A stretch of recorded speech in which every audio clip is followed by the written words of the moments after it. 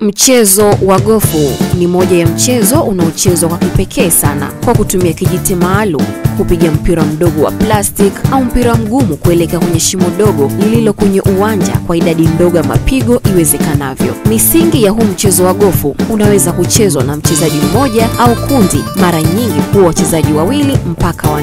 Malengo ya huu mchezo wa gofu kufikisha mpira kwenye mashimo 18 kwa kutumia mapigo machache zaidi. Uwanja wa gofu una mashimo 18, kila moja lina mwanzo na mwisho wake. Vifaa vya huu mchezo wa gofu: kuna golf clubs, golf ball, vifaa vya ziada kama vile glove, viatu maalum, kofia na kadhalika. Kuna maeneo muhimu ya huu mchezo wa gofu: idadi ya kawaida ya mapigo inayotarajiwa kwa shimo fulani, kupiga shimo kwa mpigo mmoja chini ya paa, kupiga mpigo mmoja juu ya paa, kuingiza mpira shimoni kwa mpigo mmoja tu. Umuhimu wa huu mchezo wa gofu ni mchezo wa kiakili, mikakati na nidhamu ya kutosha. Huchezwa sana na watu wa rika mbalimbali na mara nyingi huhusishwa na mikutano ya kibiashara.